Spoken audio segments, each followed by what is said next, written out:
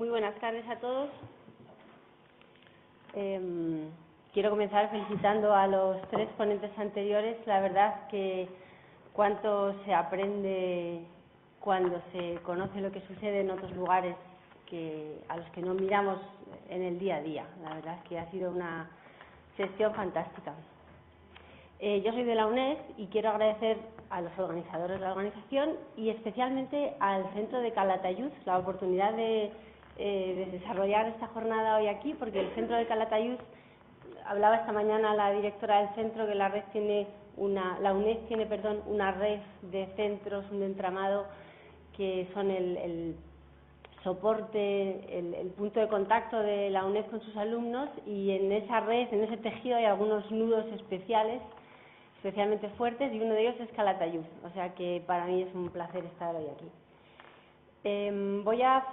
realizar la relación de las comunicaciones que se han de parte de las comunicaciones que se han presentado a esta jornada, que como anunciaba esta mañana la profesora Hombrado,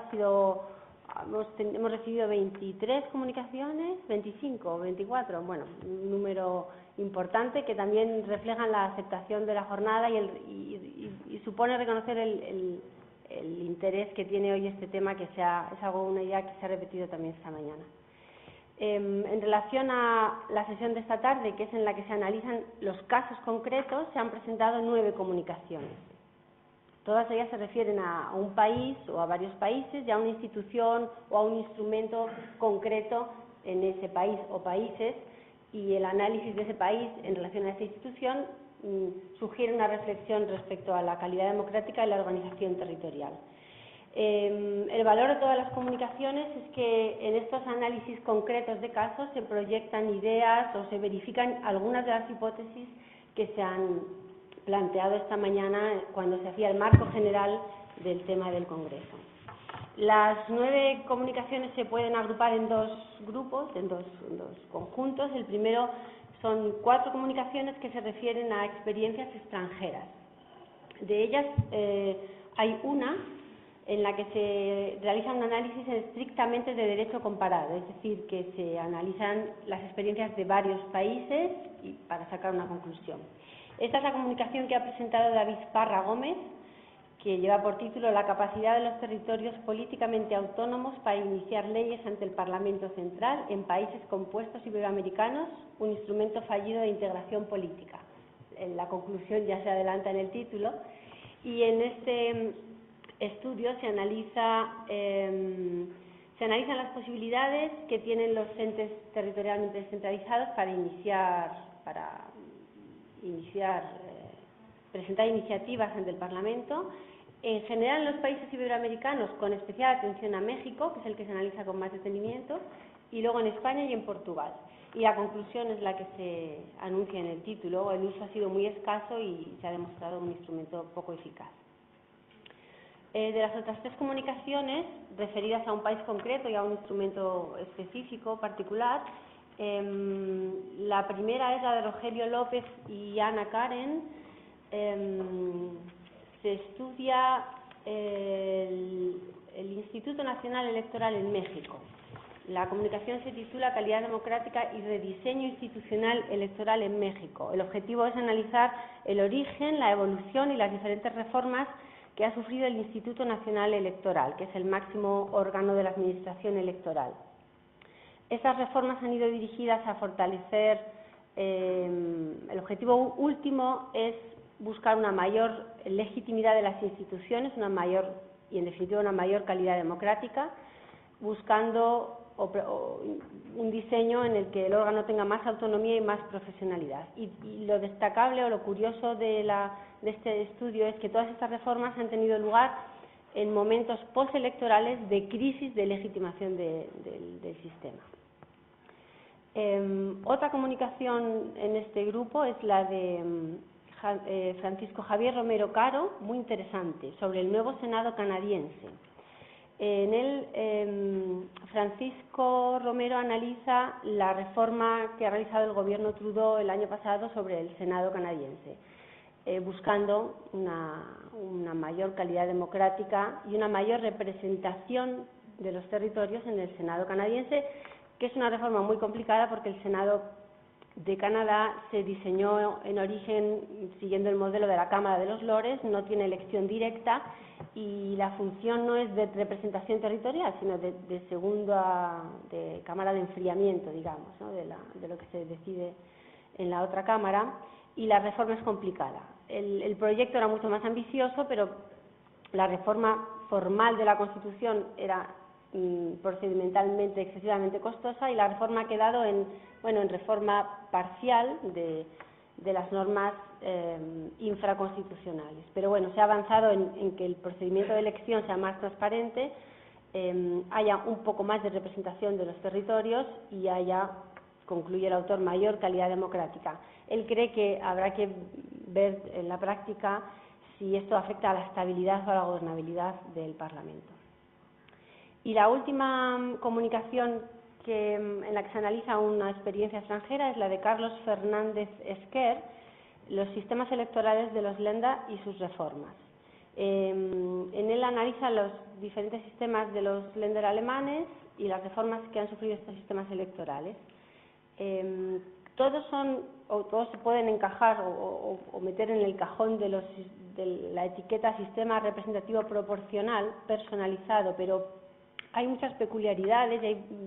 bastantes variaciones de unos sistemas a otros. Lo más curioso es cómo destaca el autor el laboratorio que han supuesto los Länder, el institucional, para ir ensayando fórmulas y modificaciones, cómo se han ido influyendo unos a otros y cómo han terminado influyendo también en el sistema federal. Las siguientes comunicaciones se refieren a experiencias nacionales españolas. Hay dos de ellas que tienen, o sea, tienen como objeto el tema de la distribución de competencias. La primera, muy interesante, de Santiago Larrazábal,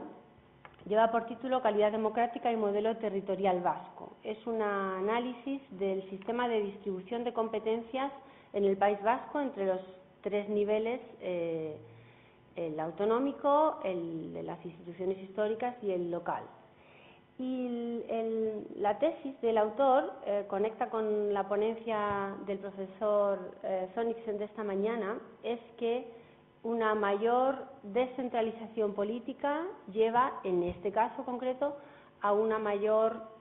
calidad democrática. Es cierto, reconoce el autor, que el sistema es muy complejo, que es caro, pero teniendo ciertas desventajas, la ventaja o el beneficio es que él considera un alto grado de calidad democrática. Sería como decía Sönnigsen esta mañana, un modelo de acoplamiento fuerte, ¿no? Aquí la única manera de que el sistema funcione es que todas las instancias se pongan de acuerdo, con diferentes intereses, de diferente signo político, con diferentes tempos. Si no hay acuerdo, el sistema se traba. La otra comunicación que se refiere a este tema de la distribución de competencias la ha presentado Elena García Cuevas y se titula Leyes de ampliación de competencias y su evolución en el Estado autonómico, una mirada hacia las reformas de la Ley Fundamental de Bonn. En ella se analiza la teoría y la práctica de las leyes de nuestro artículo 50 de la Constitución y cómo han servido de medio para ampliar las competencias, para alterar, en el sentido de ampliar las competencias de las comunidades autónomas, y analiza también la experiencia de las reformas del sistema federal alemán en el sentido no siempre de ampliar, sino también en ocasiones de reducir las competencias federales de los Länder, y la conclusión a la que creo que quiere llegar la autora es que quizás las reformas en el sistema no pueden ir siempre en el sentido de ampliar competencias, sino quizás convendría en algún momento pensar en la posibilidad de reducir o repensar, o reorganizar o rearmonizar, no sé muy bien. La siguiente comunicación la ha presentado Agustín Martín de la Vega. Conecta con muchas ideas que se han planteado esta mañana. Lleva por título Reparlamentarización de la forma de gobierno y calidad democrática en las comunidades autónomas, el caso de Castilla y León. El autor explica El pacto al que se llega después de las elecciones de 2015 entre la mayoría, el partido que ha sacado mayoría pero no tiene suficiente apoyo para gobernar, y el partido que le va a prestar el apoyo que necesita para ello, un pacto que va dirigido a conseguir una reparlamentarización, una limitación del Ejecutivo, una mayor participación política, una regeneración democrática o, en fin, avanzar en instrumentos de más calidad democrática. Ese pacto tenía por objeto una ambiciosa reforma del Estatuto de Castilla y León, la reforma del sistema electoral y la reforma del reglamento parlamentario, pero ese ambicioso proyecto de reforma ha quedado, de momento, en solamente la aprobación de una ley de altos cargos de la Administración de 2016, en la que se introducen pocas de las numerosas medidas que se habían pactado, entre ellas, incompatibilidades entre los mandatos locales y autonómicos, limitación de mandatos, regulación de los debates electorales y fortalecimiento de la iniciativa legislativa popular. En este mismo sentido, Enrique Cebrián Zazurca ha presentado una comunicación sobre las Cortes de Aragón como Parlamento abierto, mecanismos de participación ciudadana en los procedimientos parlamentarios. Aunque está centrado en la experiencia de las Cortes de Aragón, contiene también una referencia a las reformas y la experiencia en algún país extranjero como Brasil y Cataluña, Valencia y alguna otra comunidad autónoma que han introducido mecanismos de participación que entrarían dentro de lo que el autor denomina como Parlamento abierto, y que es aprovechar las posibilidades que ofrecen las nuevas tecnologías para hacer más transparente el Parlamento y permitir una mayor participación de los ciudadanos. La comunicación se centra sobre todo en el análisis y la descripción de la reforma del Parlamento de las Cortes de Aragón que se realizó hace unos meses en ese sentido. Y la última comunicación la ha presentado Joan Ridao. Lleva por título La incipiente regulación de los grupos de interés en el ámbito autonómico y contiene el análisis especialmente de la experiencia catalana en la regulación de los lobbies a través de dos leyes de 2014, aunque también contiene un análisis un poco, más breve, porque es imposible, sino de la regulación de los lobbies en otras comunidades autónomas. La tesis es que una mayor regulación de los lobbies conducirá a una mayor transparencia y, en definitiva, a una mayor calidad democrática. Nada más. Muchas gracias por su atención.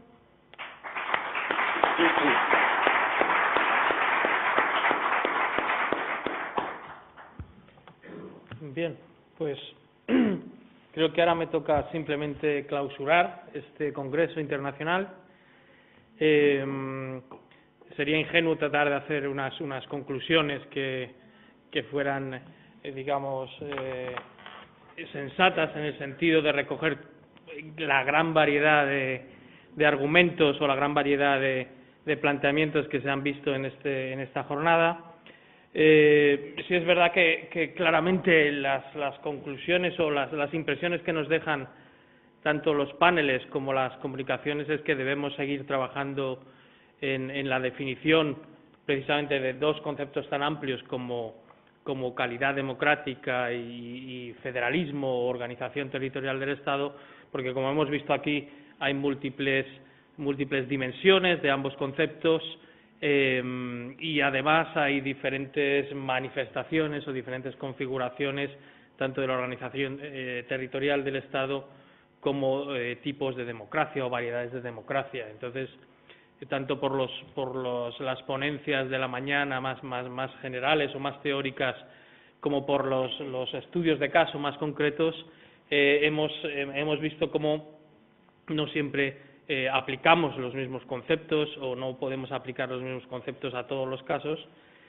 Y además vemos cómo a veces conceptos como calidad de la democracia se utilizan de formas ligeramente diferentes en diferentes sitios y en diferentes momentos, ¿no? Parece como si en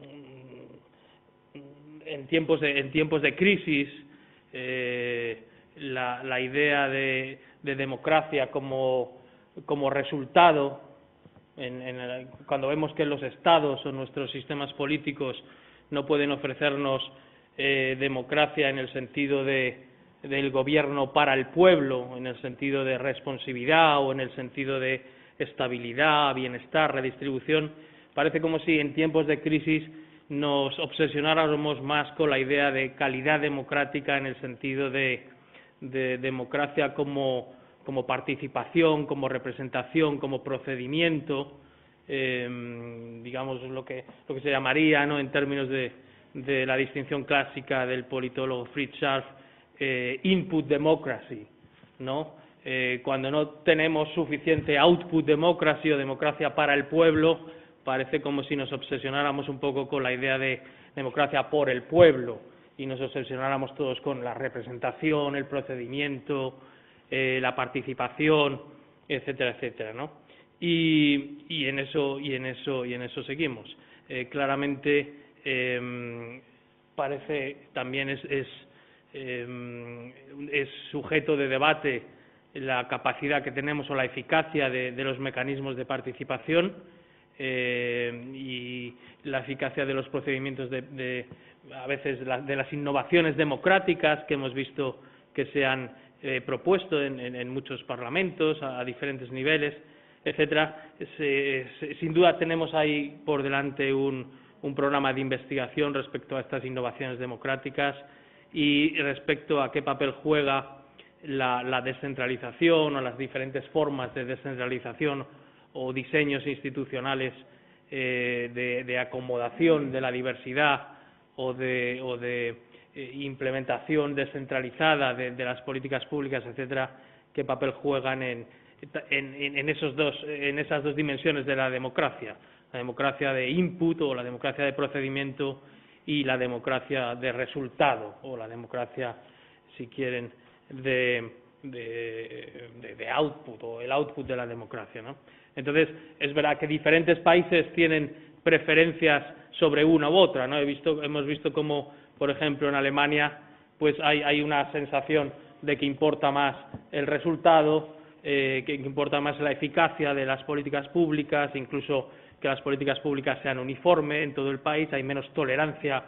por la diversidad de los resultados de la democracia, y en otros países tenemos unas preferencias diferentes, y en unos países tenemos una mayor, digamos, preferencia actual por la participación, por la representación o por el consenso, por la formación del consenso, por la formación de la voluntad de los sujetos o de la participación del cuerpo electoral y los ciudadanos en la formación de las políticas públicas, y en otros países tenemos una menor, ¿no? En todo caso, les invito a seguir conectados al tema y les invito a los jóvenes que tenemos y a los comunicantes jóvenes que están trabajando sobre esto, pues les invito a conducir sus tesis doctorales o trabajos de fin de máster en estos temas que nos van a seguir ocupando sin duda por un tiempo, tanto en Europa como en Latinoamérica y en otros países. Entonces, simplemente reitero mi agradecimiento a los organizadores y les deseo a todos una vuelta a casa segura, y hasta la próxima. Entonces, un saludo por parte de la UNED, del Departamento de Ciencia Política, a quien yo más o menos represento aquí, y en nombre de los organizadores más directos, pues también les agradezco a todos su participación en esto. Muchas gracias.